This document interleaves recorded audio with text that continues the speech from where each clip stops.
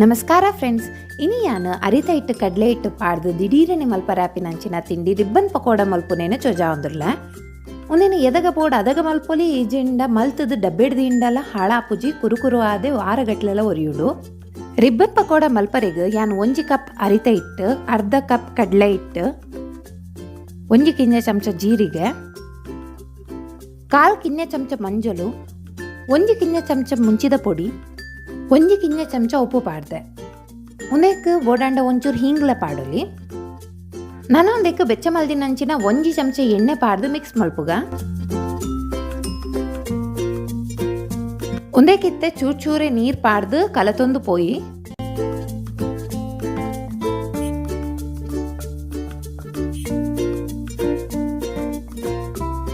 ಇಟ್ಟಿತ್ತೆ ಶೋಕುಡು ಕಲದಿಂದ ಸಾಫ್ಟ್ಲ ಆತಂಡು ನಾನು ribbon pakoda ಮಲ್ಪುನಂಚಿನ ಅಚ್ಚಿನ ಅಂಡೆಗೆ ದೀದು hike 1 ಚಮಚ ಎಣ್ಣೆನ ಸುತ್ತ ಪಾಡ್ಗ ಒಂದು ಸುರುಟು ಹೊರ ಮಲ್ಪರೆ ಮಾತ್ರ ನನ್ನ ಕಲದಿನಂಚಿನ ಇಟ್ಟನ ಅಂಡೆಗೆ ಪಾಡೊಂದುಲ್ಲೆ ಅಂಚನೆ ಕುಡೊಂಜಿ ಸೈಡ್ ಎಣ್ಣೆನ ಬೆಚ್ಚದಿಕ್ಕ ಬೆಚ್ಚಾತಿನ ಎಣ್ಣೆಗೆ ಅಂಡೆಡಿತ್ತಿನ ಇಟ್ಟನೈತೆ ರಿಬ್ಬನ್ ದಲ್ಕ ಬುಡ್ಕ ತುಂಬ ಜಾಸ್ತಿ ಪಾಡ್ನು ಬೊಡ್ಚಿ ಪಾತ್ರೆ ಎಡಿತ್ತಿನ ಎಣ್ಣೆದ ಮಿತ್ತ ಐಟು ಮುರ್ಕು ಲೆಕ್ಕ ಇಟ್ಟನ ಐಕ ಬುಡ್ಕ ಒಂದೊಂಚೂರು ಕಾಯೊಂದು ಬಂದಾಗ ಒಂದೆತ್ತದು ಉಲ್ಟಾ ಪಾಡೊಂದಿಲ್ಲ.